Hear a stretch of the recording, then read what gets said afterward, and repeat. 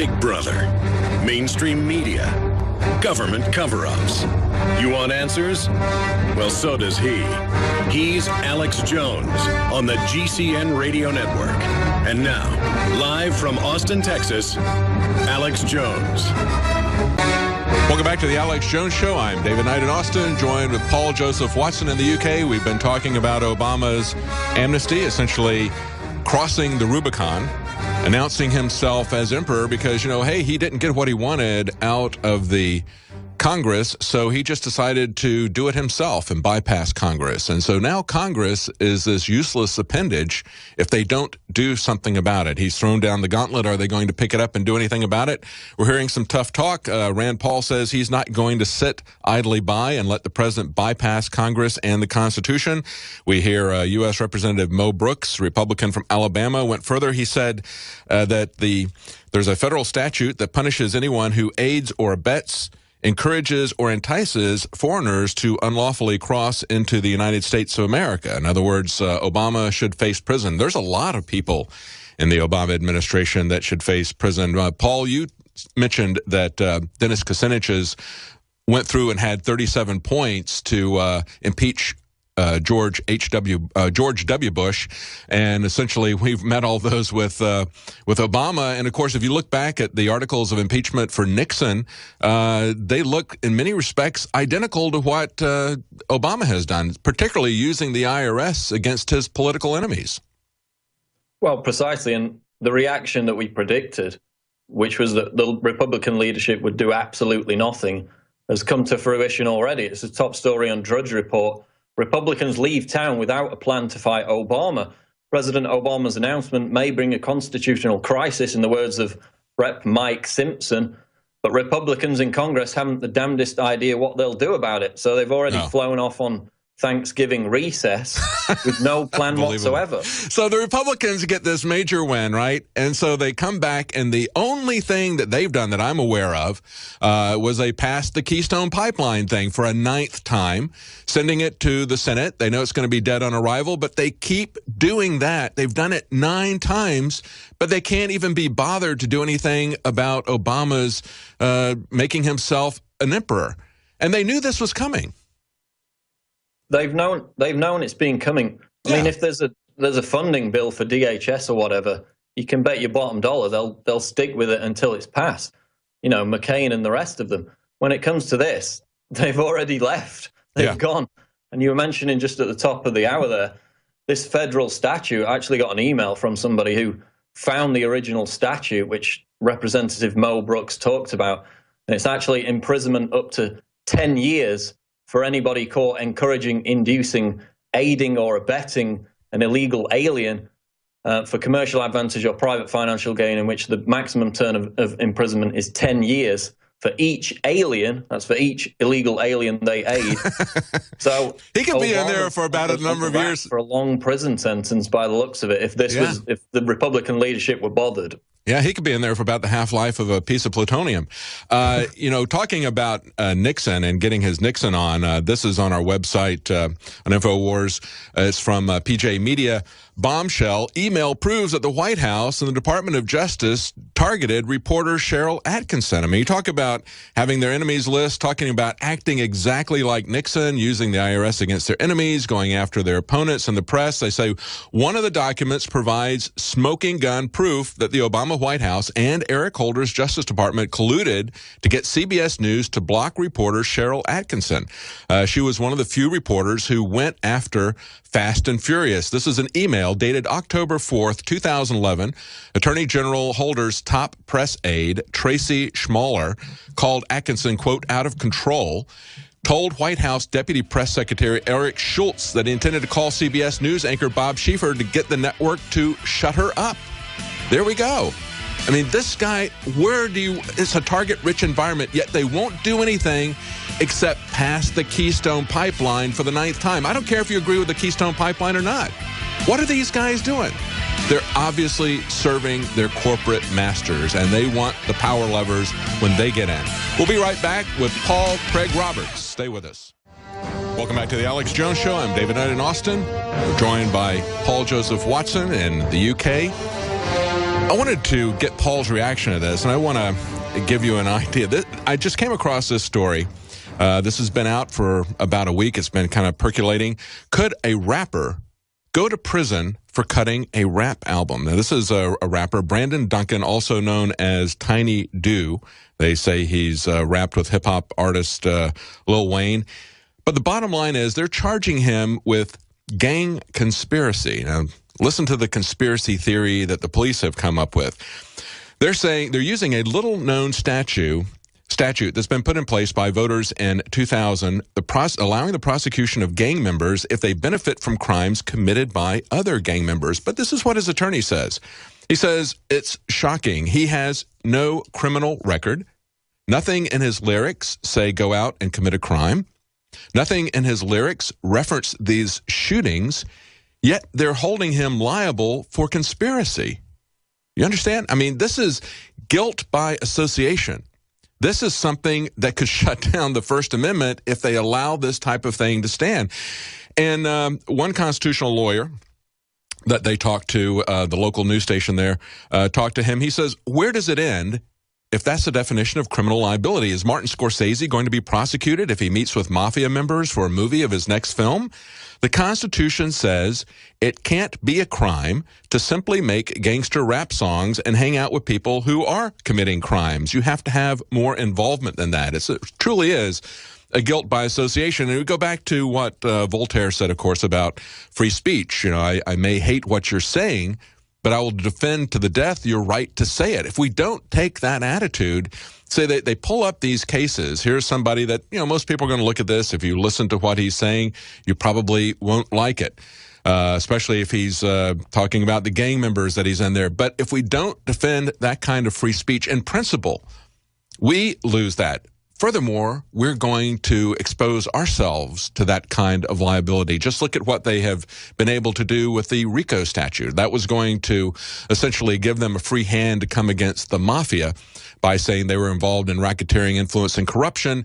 And so they had to confiscate their assets first before prosecution began so they could get a conviction.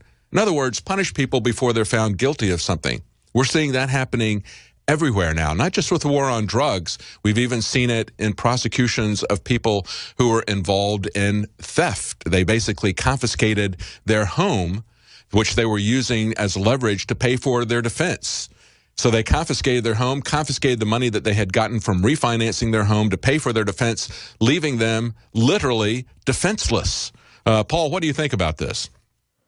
If that's set as a precedent, then every rapper under the sun is going to go to jail. Yeah. But they're also applying it politically. You remember a couple of years ago, the case of Brandon Raub. He made some political statements on his Facebook page, was grabbed and basically treated as a violent criminal, interned in a psychiatric ward for a period of days before he was able to get out, basically for some Facebook comments which were deemed to be threats of violence. If you actually read them, it was nothing of the sort within its own context. So they're using that to go after people politically now. It's still quite rare, but as you said, if they're allowed to set that precedent, it's chilling for free speech. Well, you can see where they're heading with all of this stuff, because we've seen over and over again the efforts to try to get control of the internet, the FCC trying to assert its control of the internet, and they'll do it if that means supporting net neutrality or if it means taking down net neutrality. They've been on both sides of this issue. They're back on the side of net neutrality again because that seems to be the side that the public will support. But what they're really trying to do is establish a precedent where the FCC has control of the internet.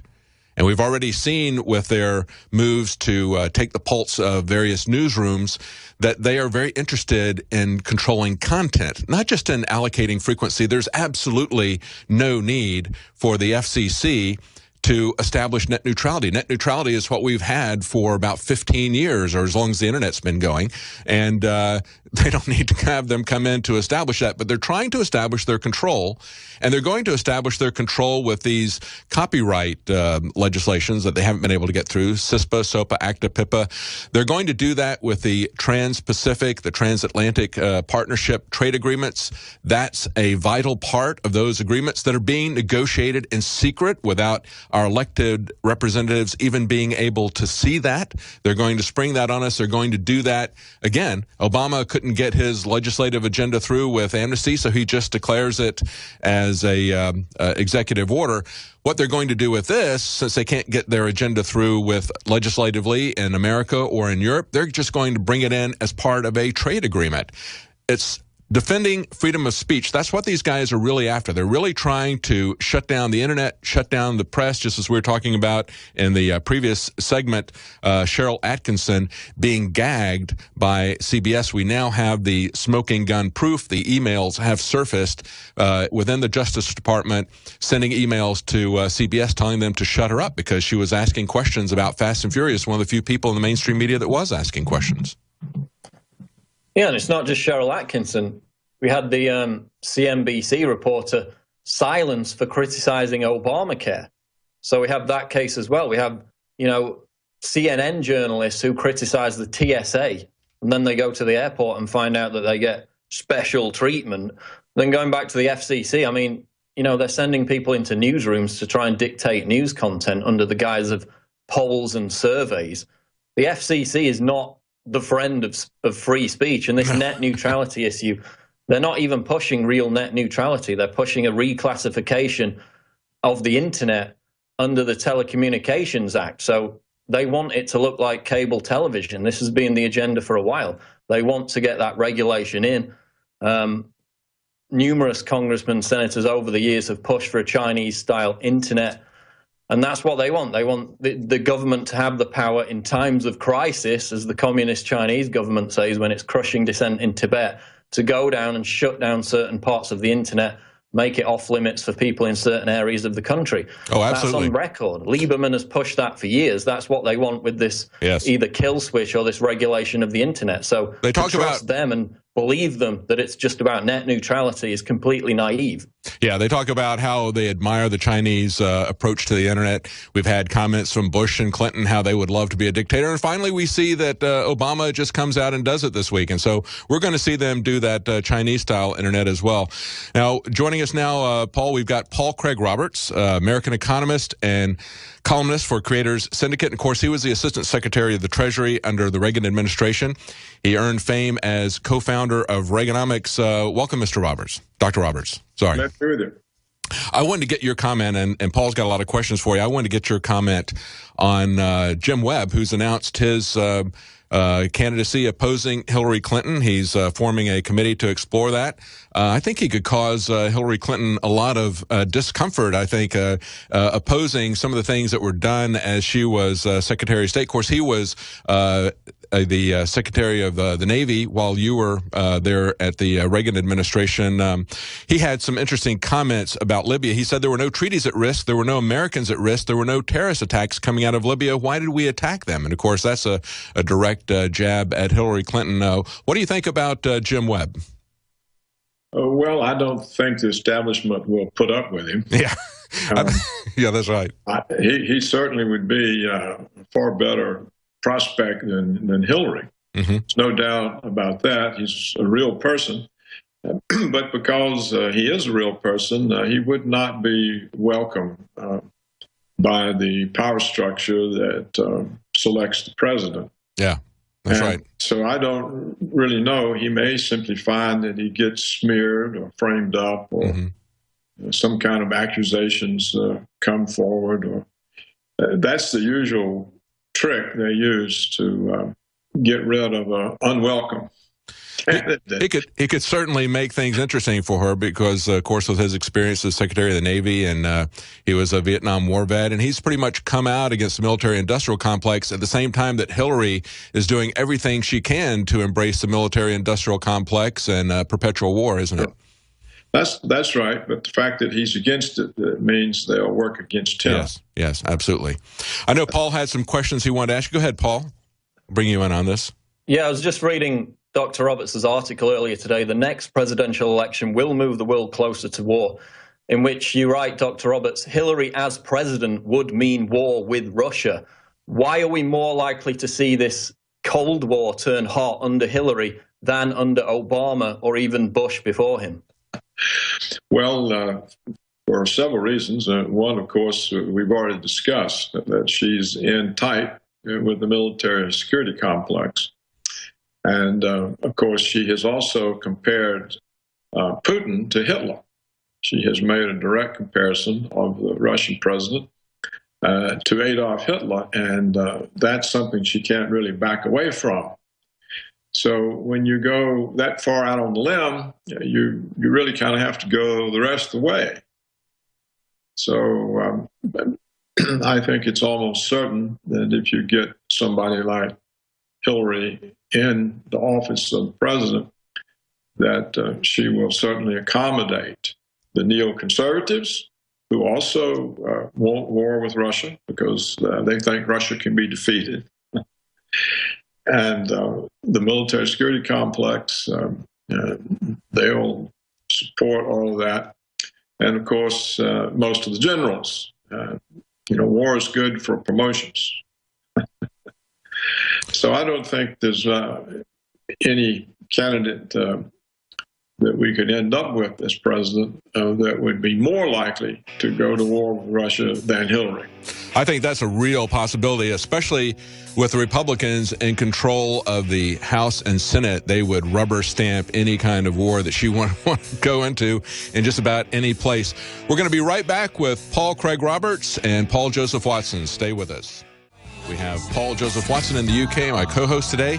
And on the phone, we have Paul Craig Roberts, and we only have him to the bottom of the hour. And I know that Paul Joseph Watson had a question for him about MH17. Go ahead, Paul.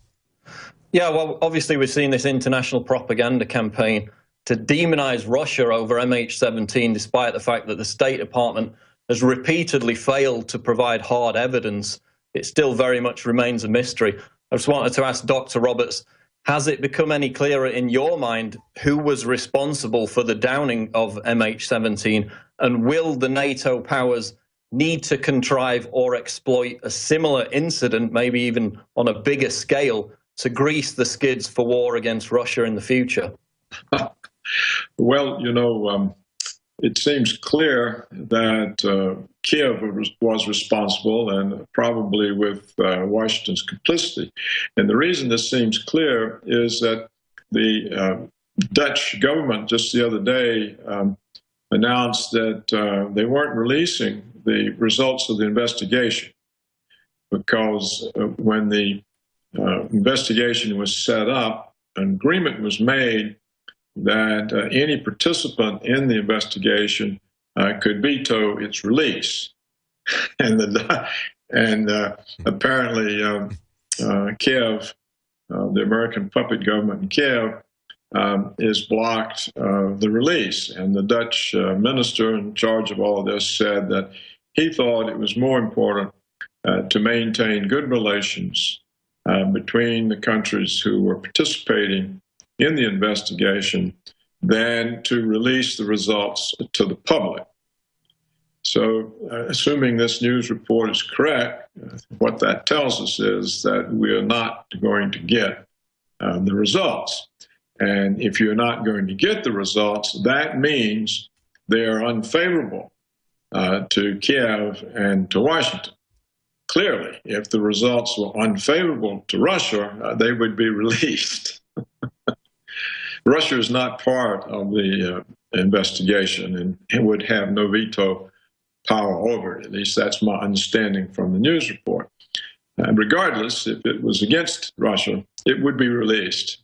Think how long this has been going on. It doesn't take this long to figure out what happened.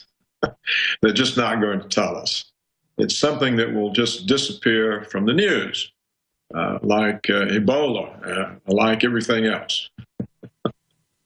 So do you think there has to be a new casus belli, a new justification to increase aggression against Russia, or will they just ratchet up the sanctions and the tension as they've already been doing, or will they need a new MH17 style incident to exploit? I don't think they need anything new. If they start the violence again against the separatists, what they hope is to draw Russia into it, because what Washington really wants to do is to permanently break up the economic and political relations between Europe and Russia. And Putin knows this, and so he's not been drawn into it. He's not sending troops. He has essentially sacrificed the Russians in the separatist provinces in order to try to maintain his relationships with Europe, because he really understands that if Washington can break Russia from Europe, that Washington can continue with Europe as a vassal state.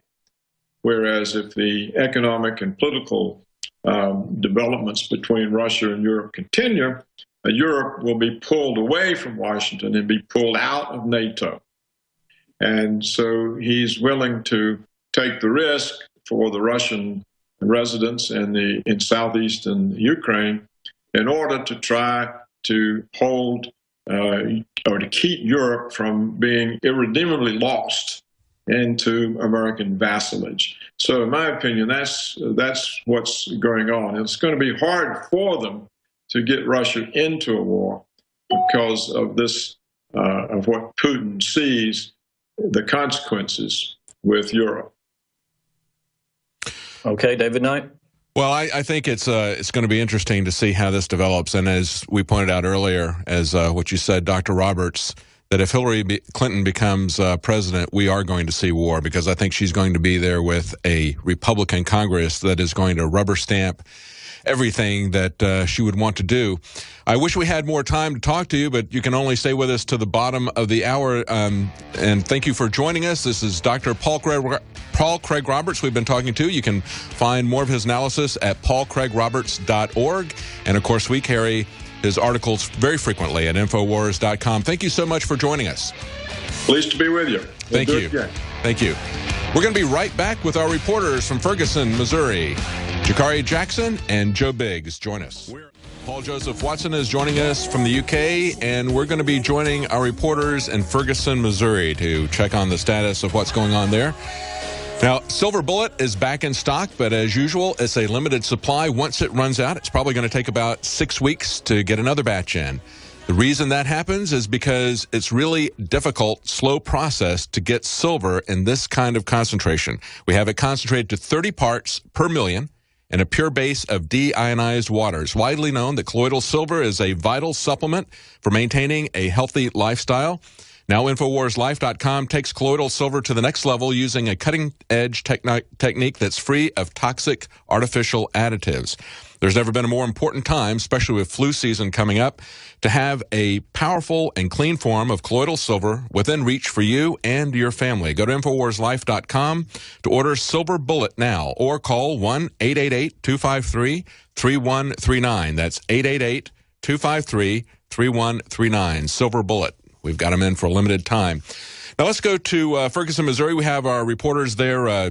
Joe Biggs and Jakari Jackson have been there this week awaiting the grand jury verdict and also noticing how tensions are building. Joe, what do you see?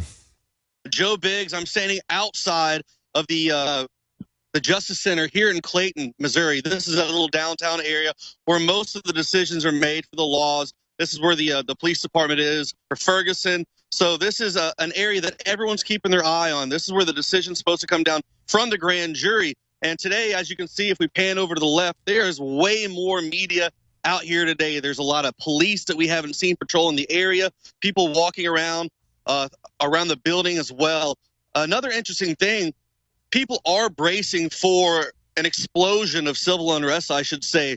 I got a letter last night from an employee at a business in this area. And now what happened is the property manager sent out a letter to all their tenants. Now, this is a building that houses a lot of different medical facilities, radiology, oncology, different things like that. And in the letter, it says, due to the possibility of a uprise of civil unrest this weekend into next week, I warn you to stock up, to brace yourself, basically, to keep the patients there all week. all weekend into the next week. And what they said they're going to do is they're going to lock the doors and not allow anyone to enter or leave. So they're going to lock medical patients down, workers in these buildings in case something happens. And they said they're going to cooperate with police and other government entities. Wow. Wow, that's amazing.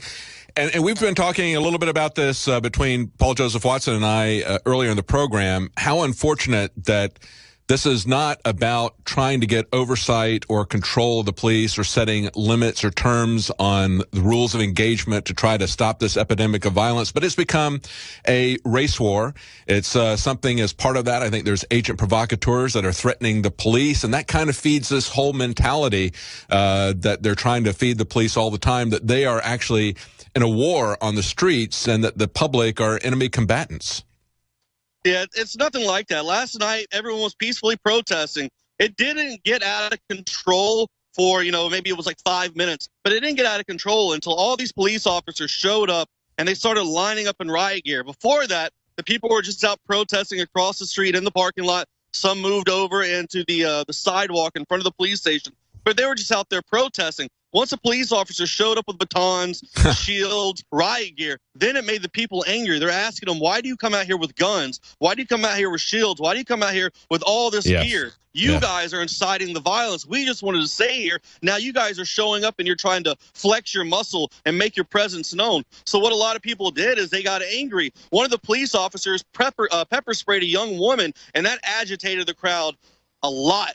And what that did was push the protesters into the street. They began to block traffic. Jakar Jackson and I, once again, were standing in a very lawful spot on the sidewalk. We were once again pushed by the police into the road, into an unlawful area where we're impeding the flow of traffic. And then last night, yet again, they bomb rushed everybody, pushed them into a dark parking lot, started throwing people to the ground. Someone said they were shot with a rubber bullet. I didn't personally see that, but that's what was said. There was a lot of scuffling going on. One man fought with the police for a minute, was thrown to the ground. 3 people were arrested last night. One 17 years old, one 19, and one 25. We're watching anybody who's looking at the video feed of the broadcast can see the footage that you guys shot, the B-roll that's there, the police confronting people. And that's exactly it, Joe. They're getting needlessly confrontational. There was an article just this last week. It was on NPR, I think, and they were talking about how some of the remote areas of Alaska might start to arm their policemen. Says it's the last area in America where the police aren't armed at all. They basically go out, and what they do is they talk to people. They don't try to get confrontational with them. As a matter of fact, they talked to a police officer, and he said part of the job is trying to talk to people and in a non-confrontational way, and yet we see just the opposite here. Yeah. That's de-escalating the situation without a show of force. That makes someone a lot more comfortable. When someone comes up to you with a shotgun pointed at you, wearing riot gear, in your mind, you're thinking, all right, this person means business. They're not trying to negotiate with me. You don't see negotiators who go into a hostage or a hostage situation with a gun and a shield. No, they go dressed down, no gun on. They go in, they confront the hostage taker, and they talk to them one-on-one, because that's the only way you can de-escalate a situation. That's you don't right. go in there with guns, because all that does is incite more violence and make people uneasy about themselves and put themselves in a defensive posture. I think they've been trying to incite this thing from day one. As I mentioned to Paul earlier, if they had this evidence and they knew what was happening, they had a deposition, they didn't give anybody any indication of this. They wanted to build this up into a racial confrontation, into a confrontation that further enforces this idea amongst the police that they're at war. Paul, did you have a question that you wanted to ask Joe while he's there? Yeah, I was just reading a headline that's just come out. Masked Ferguson protesters with guns threaten violence, which is basically a YouTube video of some people dressed up in black ski masks threatening violence. I just wanted to ask Joe if it was part of the conversation amongst the demonstrators, if they were aware of the fact that there are outside agitators, as there were back in August, planning maybe to escalate it from their side. Is that something that people are talking about? There's a lot of people out there making empty threats, via social media. All the people that we've seen on the ground out here at these protests, when the cameras aren't on them, they're out there hugging. You see black people, white people hugging each other, talking, laughing, joking. And for some reason, the mainstream media always catches people when they're yelling at the police officer. So it seems like all the people here are just angry and they want to fight.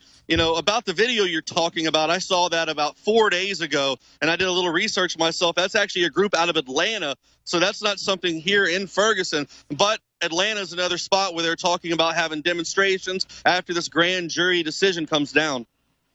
We have an article on Infowars from Max Slavo where he's talking about outside agitators, and one in particular, Elisa Fithian, who he says was partly responsible for organizing the violent protest in the battle for Seattle, essentially saying, we need to take this to people who don't look like me. I'm presuming that she's black. I haven't watched the video, so I don't know if she's black or white, but I'm presuming that's what it is. Again, an outside agitator feeding this racial divide. We're going to have Eric Rush joining us in the next hour. He's an author of Negrophilia, From Slave Block to Pedestal, and so he's going to be talking about the racial aspect of this, how people like Jesse Jackson and Al Sharpton always seem to show up at the scene of, as Paul Joseph Watson put it, these ambiguous shootings to try to exploit the racial unrest there. But have you heard anything about anything else about the grand jury verdict? Nothing is surfaced yet about that. Is that correct? Well, so what we're hearing so far today, and I believe at this time, this is probably the truest thing we've gotten so far, and that's because of the large, influx of all these mainstream media people that are starting to show up now and the heavy police presence today. What we're being told is that the grand jury is going to call the family and give them a 48-hour advance notice. So today is the day that they're supposed to call the family and also warn the military and the police in the area for what's going to happen after this decision comes out. But, from the people I've talked to in Ferguson last night on the streets, they all know that the family, once they get that information, there will be a leak. They're going to make phone calls. They're going to tell somebody, and somebody on that inner circle is going to want to be the person that releases it out. And I have a feeling by tonight, we'll know whether or not Darren Wilson is going to be indicted on these charges or not. But what they're saying is they're going to try and wait and publicly let the media know on Sunday, 48 hours later. But I have a feeling that's not going to happen. Yeah, that's going to leak out, and that's going to get Obama's amnesty off of the top of the headlines, isn't it? Well, yeah, I mean, that's the plan anyways, Let's go ahead and cover that up and with a Ferguson burqa. Yeah, that's right. Paul, do you have another question that you wanted to ask Joe? Yeah, just reading some breaking news, actually. Ferguson schools are going to be closed Monday and Tuesday. That's not confirmed, but it seems like a pretty strong rumor. So if this decision is announced today, it looks like that any trouble, any violence, if it happens, they expect it to happen on Sunday after that 48-hour notice. Schools are closed on Monday and Tuesday. Just wanted to ask Joe if Officer Darren Wilson has suggested that he will resign no matter what happens with the grand jury case. Do you think that will serve to de-escalate any of the tensions, or will it not make any difference? I don't think it's going to make any difference. Like I said, Ferguson has this gaping wound, and it's been festering now for months on end because this has taken, quite honestly, too long to come to a decision on. They've been teeter-tottering with the media, acting like they're going to release the information. People around here are fed up. They're tired. The hate's been built up for this guy. Regardless if they indict him or not, he's not ever going to be a police officer again, I don't think. His face has been on too many TV screens throughout America. I don't foresee him ever having a police beat job where he's going up and down the street patrolling whatsoever. So regardless of that outcome, it's probably in his best interest to quit. And from what I heard, too, they're going to give him a nice little $500,000 payout for that as well. Whoa. I want to ask you if you say the people that are there, they're kind of civil. What is the sense that you get from people there? I mean, are they looking at any solutions that they're proposing? Have they proposed anything? I mean, we talked earlier about Frank Serpico's op-ed piece for Politico that came out about 3 weeks ago.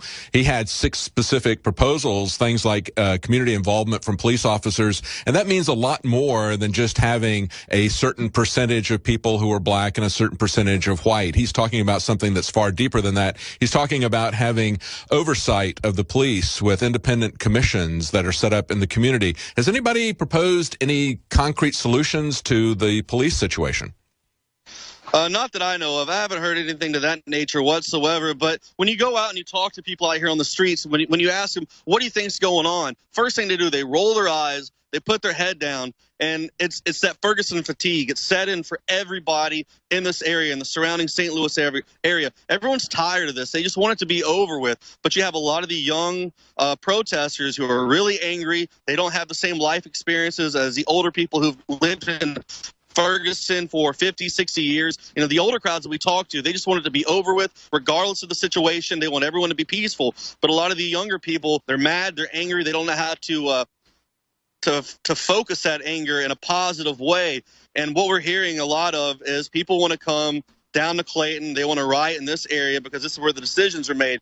But when you talk to a lot of the citizens in Ferguson as well, what they're thinking of, what they're more worried about are the outside agitators. They know that they've had discussions with a lot of these young adults who live in Ferguson, and they've talked to them. They said, hey, destroying our neighborhood is not going to do anything. It's only going to harm you. You know, you're going to grow up, you're going to want to have kids. You can't raise kids in a burnt down city. So think about that.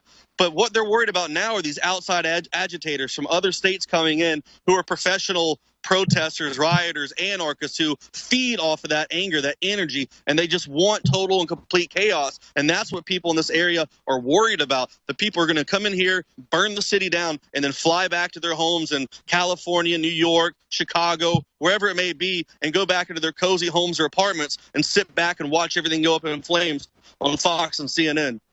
Yeah, that's the problem. And that is, you know, that they're not going to focus this in any positive way that could really make it better for that community or make it better for anywhere else. And as Paul pointed out, they always like to pick these ambiguous situations where they can get both sides even more at war with each other, even more angry, try to balkanize the population even more into racial groups or whatever. Paul, do you have any other comments that you wanted to, questions you wanted to ask Joe while he's there?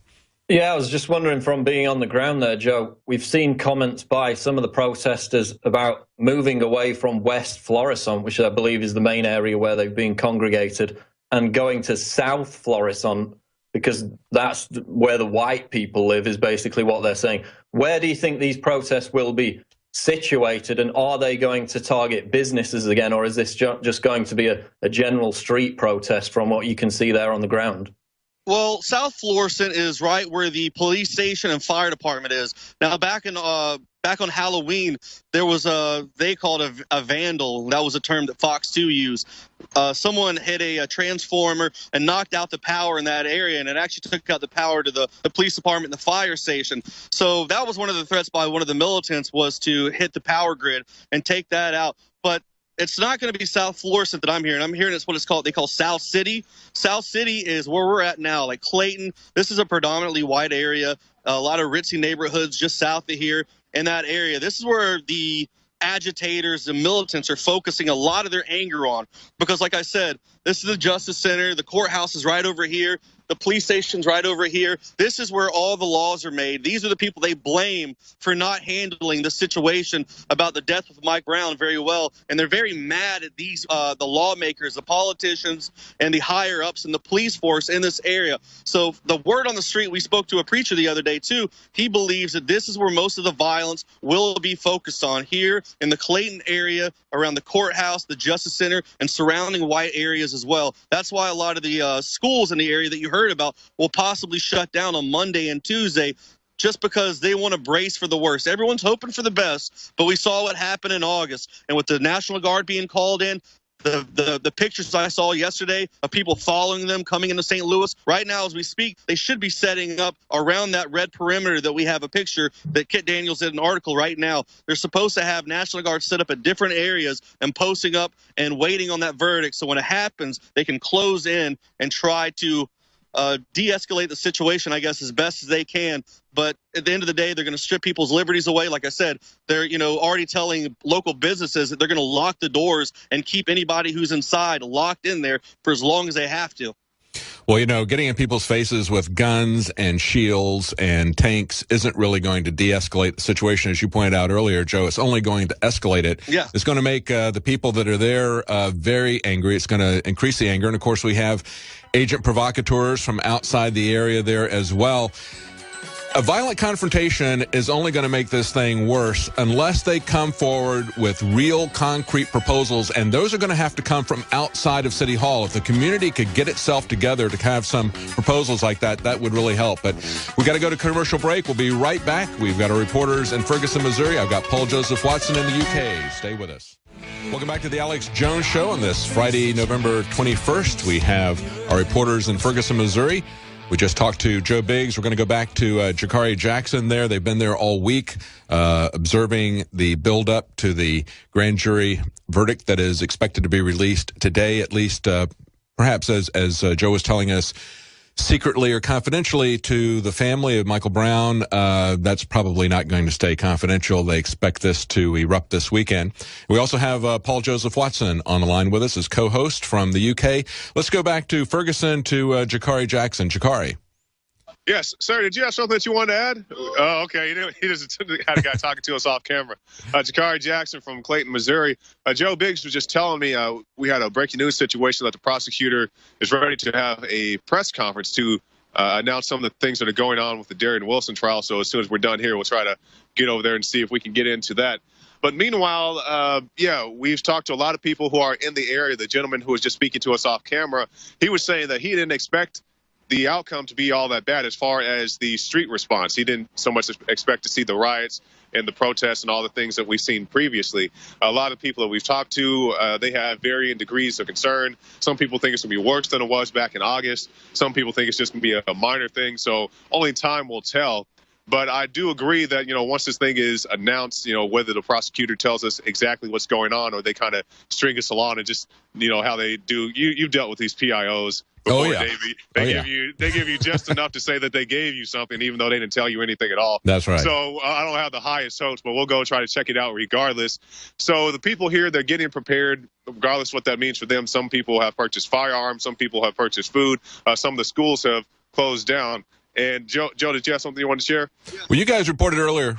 You reported earlier this week. Breaking news real quick. Breaking news. Barnes Christian Hospital has 3 floors that have been cleared out in anticipation of the victims of rioting. Wow. 1 floor for injured police, 1 floor for injured protesters, 1 floor for injured police family members. That's happening right now. Wow. They didn't have any space for media, but okay. So, well, you guys.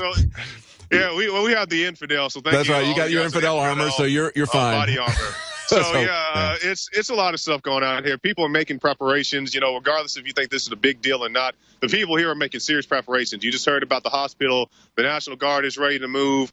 We see the cops already out in riot gear. At least they go out to the protests there in riot gear and all that. So the people here on the ground are taking this very seriously. The majority of people I've talked to since I've been here, they're peaceful people. They do expect some agent provocateurs. If you guys see that video I posted, not last night, but the night before, and I talked to the guy in the Guy Fawkes mask, and he was saying that the majority of the people here are good, peaceful people, but they do expect the agent provocateurs and people who just want to come in and kick up stuff, to burn down, to riot, to loot. They do expect those people to come in, but by and large, the crowds here are mostly peaceful. Oh, absolutely. And as you guys reported earlier this week, gun sales are up 300%. In some cases at some of these stores, they're saying that 75% of those sales are first-time gun owners. So you guys who got your infidel body armor there, hopefully you're going to be safe in this. But like you said, they don't have a floor for reporters. That's amazing news. They've cleared away 3 floors, 1 for protesters, 1 for police, and 1 for the families of police.